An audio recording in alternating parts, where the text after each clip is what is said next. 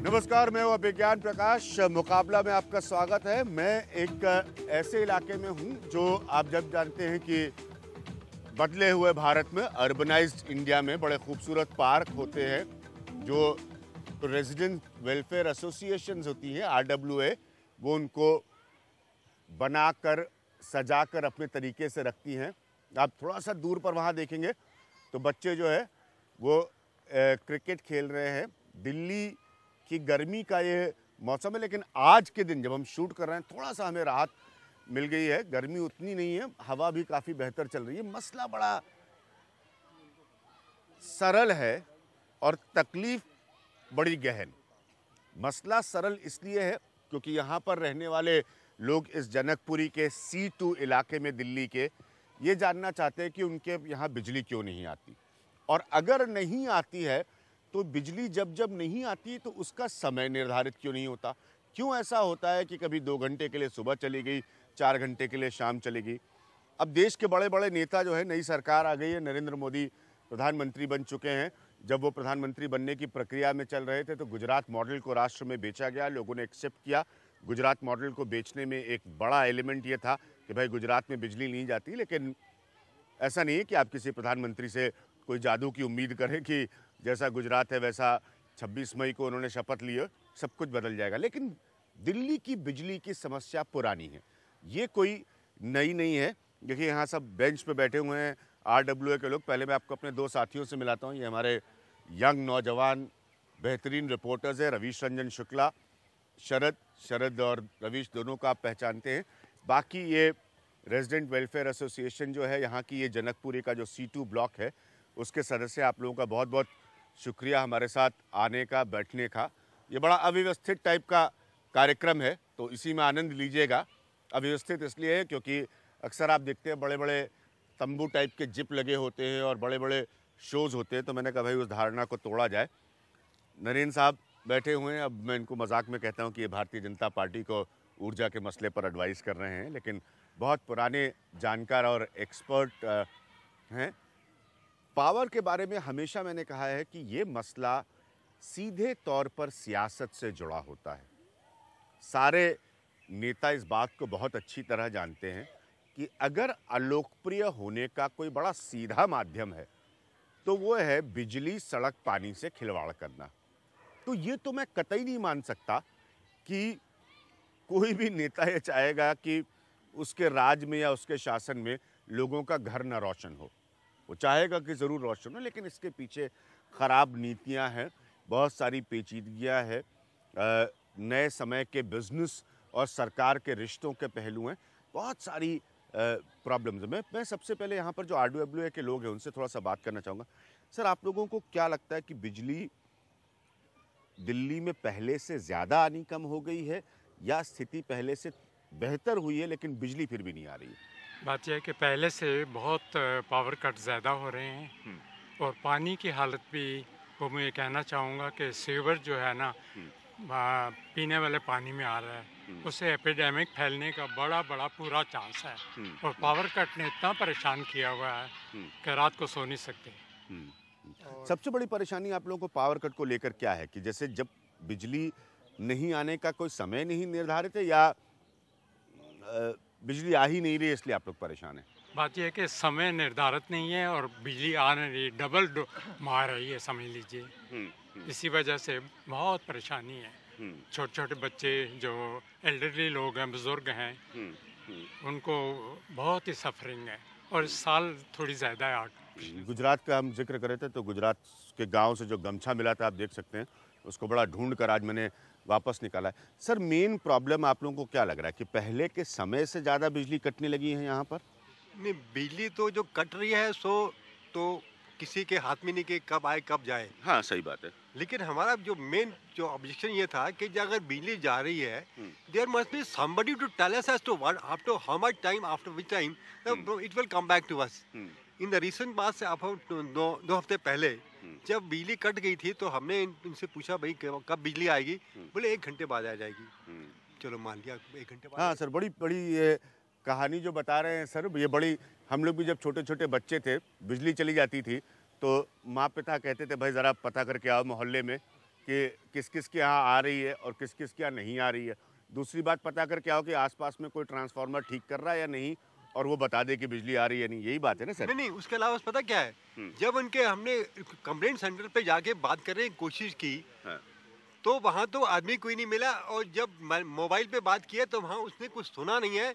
मेरे मोबाइल पे कम से कम 50 ऐसी कॉल की गई हैं जो अनरिस्पॉन्डेड है।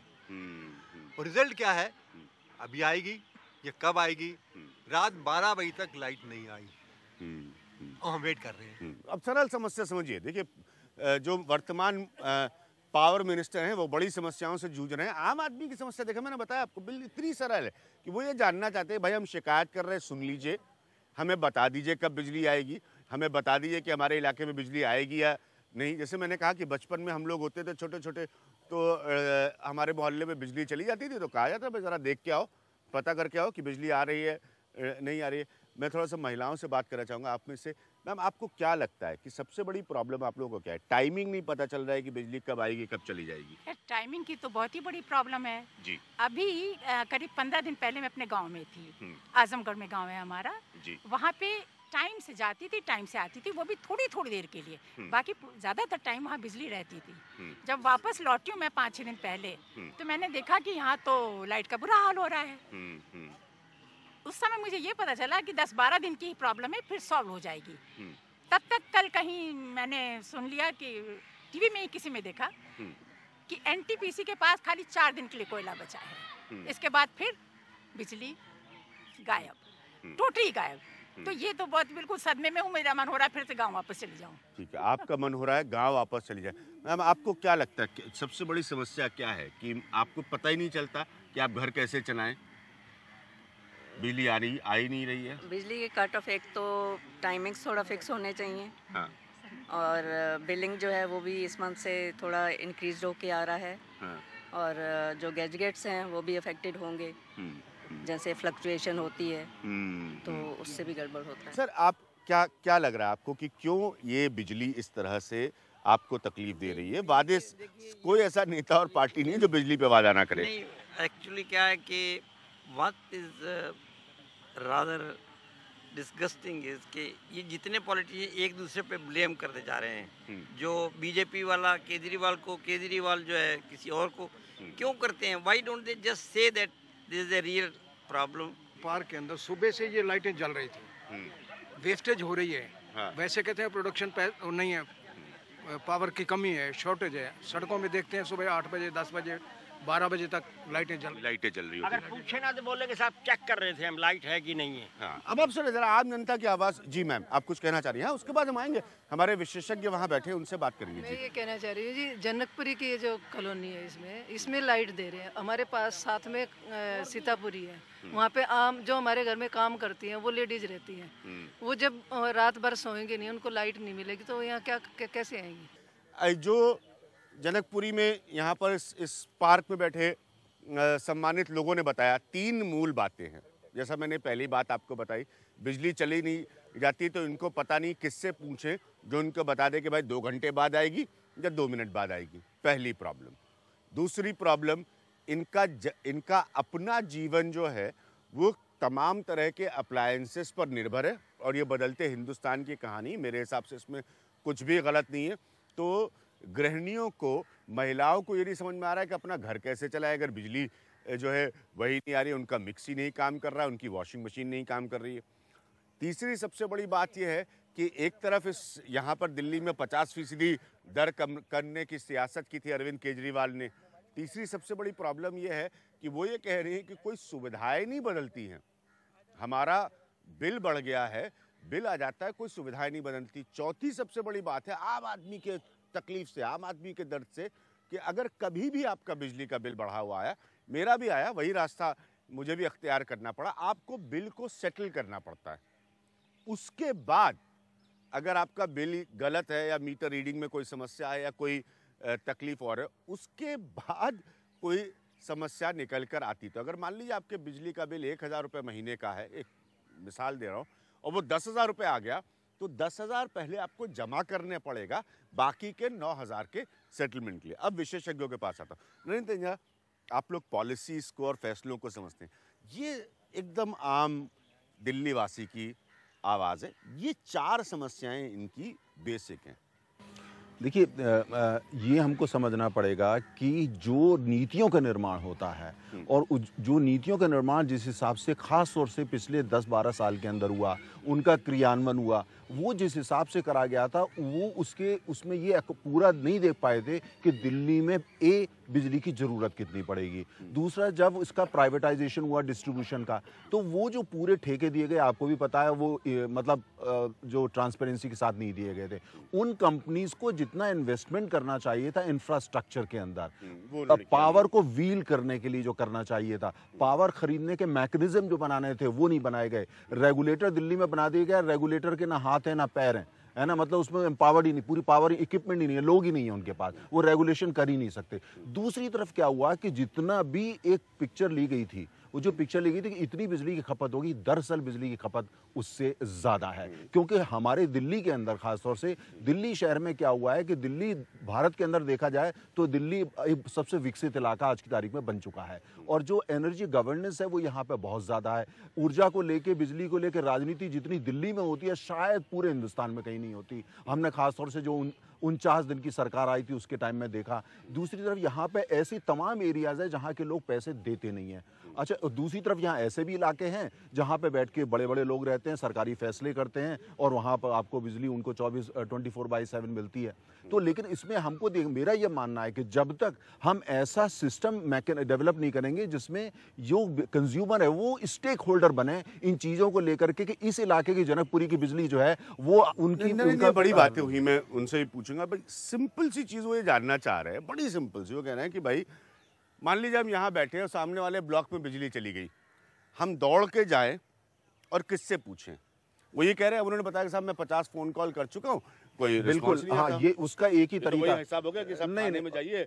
नहीं, उसका यही तरीका है, उसका एक ही, इसके और कोई तरीका नहीं है। टेक्नोलॉजी को तो लाना ही पड़ेगा, लेकिन दूसरा तरीका ये है कंपटीशन। जैसे जनकपुरी है, आप ऑप्शन दीजिए कि 3 यहाँ पे डिस्ट्रीब्यूटर्स हैं, आप जो सही नहीं देता आप दूसरे दिन ही उसको चेंज कर लीजिए। जब तक हम यहाँ पे कंपटीशन नहीं लाएंगे और हर कंज्यूमर को कम से कम 3 विकल्प नहीं देंगे कि आप चुन सकते हैं, एक कंपनी सरकारी है, एक ए है, एक बी है, और अगर इसके साथ में कोई सी भी, अगर 4 भी ला सकते हैं, तो जब तक हम इसके लिए कानून नहीं बदलेंगे, इसके लिए व्यवस्था नहीं बनाएंगे और इसके हिसाब से पूरी बिजली की अर्थव्यवस्था तैयार नहीं करेंगे, तब तक ये समस्या बनी रही। एक चीज़ का ध्यान रखिए, जो आज हम दिल्ली की समस्या की बात कर रहे हैं, मैं चाहता हूं विज्ञान कुछ 2 लोगों से आप एक चीज़ की प्रतिक्रिया भी लें कि हमारी देश के नागरिक हैं 35 करोड़, जिनके घर में बिजली उन्होंने आज तक देखी ही नहीं है। जब दिल्ली को कई दफे बिजली प्रदान की जाती है तो कहीं ना कहीं किसी की बिजली जो है गुम करी जाती है, इसलिए कि दिल्ली को मिले। अब वो तो और भी गड़बड़ हिसाब है, वो तो और भी गड़बड़ हिसाब है। ये बात है, जब नॉर्दर्न ग्रिड कोलैप्स हुआ था नरेंद्र, यही तो प्रॉब्लम थी कि आपने ओवर विड्रॉ की बिजली, जिसकी वजह से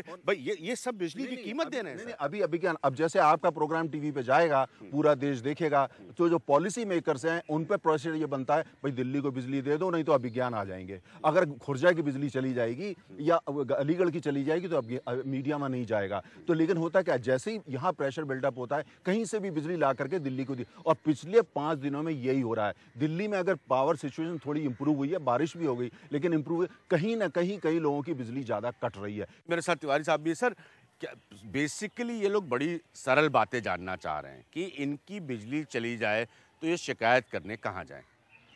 डिस्कॉम्स ने अपने सेंटर्स बना रखे हैं और उस पे ये कंप्लेंट करें, कंप्लेंट डेस्क जो है, और वो उन्होंने बताया कि साहब 50-50 फ़ोन वो कर देते हैं, लेकिन आपने बताया सबकी कोई रिस्पांस नहीं मिलता। तो फिर दूसरा तरीका है, उनके जो भी कंप्लेंट डेस्क है उसमें लिखित में दें, और अगर वो नहीं होता है तो फिर डीआरसी में करें, और तो कोई तोड़ है नहीं, क्योंकि इनकी जितनी रेगुलेशंस हैं इनका कंट्रोल डीआरसी के पास है। तो अगर ये लोग नहीं एक्ट करते हैं तो फिर डीआरसी करेगी। तो लिखित में आप शिकायत करिए। रवीश और शरद हमारे साथ हैं, ये दोनों हमारे चैनल के लिए लगातार अलग अलग तरीक़ों से, अलग अलग एस्पेक्ट से बिजली की समस्या को, मैं नरेंद्र के एक पॉइंट से इत्तेफाक रखता हूँ, क्योंकि मैंने बहुत हिंदुस्तान का गांव और वो इलाका देखा है तमाम वर्षों की अपनी रिपोर्टिंग में, जहाँ सही बात है एक बल्ब की भी आज कमी है और उनको अभी भी नहीं समझ में आता कि उनके गांव में बल्ब कैसे लगेगी। लेकिन साथ में ये आर्ग्यूमेंट किसी से नहीं छीना जा सकता कि जो सरकार या नीतियों के तय हुई कीमत पर बिजली पैसा दे के ले रहे हैं, उनको बिजली ना मिले। शरद, आप लोग जब घूमते हैं, हम तो एक पार्क में बैठे हैं खाली जनकपुरी के, मेन फीडबैक लोग क्या देते हैं? मेन फीडबैक जो लोगों का गुस्सा है वो सबसे ज़्यादा है डिस्कॉम्स के लिए जो बिजली सप्लाई करती हैं। दिक्कत ये होती है कि उनकी तरफ से कोई सामने नहीं आता। मतलब पब्लिक के तो बात आप रहने ही दीजिए, जब हम भी बात करते हैं तो उनका एक ही जवाब होता है कि we don't want to get in controversy, हम किसी विवाद में नहीं फंसना चाहते। अब जब आप पब्लिक से डील कर रहे हैं तो अगर आप फेस नहीं करेंगे पब्लिक को, चाहे आप डायरेक्ट कर लीजिए या फिर आप मीडिया के थ्रू कर लीजिए, जब आप पब्लिक को फेस ही नहीं करेंगे तो कैसे आप जनता का भरोसा जीतेंगे? और दूसरी तरफ जब आप पब्लिक से दूर रहते हैं तो बहुत सी बातें और आपके बारे में चलने लग जाती हैं, जैसे कि भाई आप जो हैं रेट बढ़ा रहे हैं, आप मनमाने दाम वसूल रहे हैं, आपका जहां मन होता वहां बिजली देते हैं, जहां मन नहीं होता वहां बिजली आप नहीं देते। तो सबसे बड़ी बात यह है कि जब तक कि जो बिजली आपको सप्लाई कर रही है वो जवाबदेही उसकी फिक्स नहीं होगी, तब तक आप कुछ भी कर लीजिए, माहौल लोगों का गुस्सा नहीं करता। रवीश, सर मैं आऊँगा आपके पास। जी देखिए सर, हमको लगता है कि BSES का काम केवल ये बचा है कि शाम को जो है वो प्रेस नोट केवल भेजो जो है वो केवल मीडिया को, लेकिन BSES का ये होना चाहिए कि पब्लिक के साथ में जो है वो डायरेक्ट जो है वो डीलिंग होनी चाहिए और पब्लिक की प्रॉब्लम्स को सॉल्व करना चाहिए। लेकिन BSES शायद जो है वो अपने रोल को जो है वो निभा नहीं पाए। मैं आऊँगा एक छोटे से, सर आपके पास भी आऊँगा, ज़रूर आपसे बात करूँगा। आप ही लोगों से बात करने के लिए हम यहाँ पर आए हैं। वक्त हमारे लिए एक छोटे से ब्रेक का। जैसे मैंने पहले हिस्से में आपको बताने की कोशिश की कि जनता अपने पॉइंट ऑफ व्यू से क्या सोचती है, नरेंद्र तनेजा हो या और कोई एनर्जी एक्सपर्ट्स हो, उनका भी मानना सही है कि जो इंफ्रास्ट्रक्चर होता है बिजली को आप तक पहुंचाने के लिए, उस पर जो निवेश होना चाहिए वो नहीं हो पाया। लेकिन आम जनता को इन बातों से कोई मतलब नहीं है। आम जनता की यथास्थिति मैं आपको समझाता हूँ। वो ये है कि आप किसी दुकान पर गए एक्स प्रोडक्ट को खरीदने के लिए, अगर आपकी जेब उसकी इजाज़त देती है और उस प्रोडक्ट की आपको ज़रूरत है, आपने उसको ख़रीदा और उसके बाद उम्मीद की जाती है कि प्रोडक्ट बनाने वाले ने उसको अच्छा बनाया होगा ताकि आपकी ज़रूरत पूरी हो जाए। बिजली की यही स्थिति है। चूँकि ज़रूरत का आइटम है तो आप पैसे देकर उसको ले रहे हैं। अब इस स्थिति में ये बड़ा अजीब हो जाता है किसी आम नागरिक के लिए सोचना कि जिस चीज़ की हम कीमत अदा कर रहे हैं वो भी हमें हमारी सहूलियत पे ना मिले तो कैसा महसूस होगा। ये बड़ा मूल प्रश्न है। शरद और रवीश जिस बात को उठा रहे थे, मैं उसी प्रश्न पर आऊँगा कि ये फीडबैक जो है, ये अकाउंटेबिलिटी, जवाबदेही की तरफ ज़्यादा है कि जो बिजली पहुँचाने की जिम्मेदारी रखते हैं उनकी जवाबदेही कहाँ तक है। उस पॉइंट पर आऊँगा एक छोटे से ब्रेक के बाद।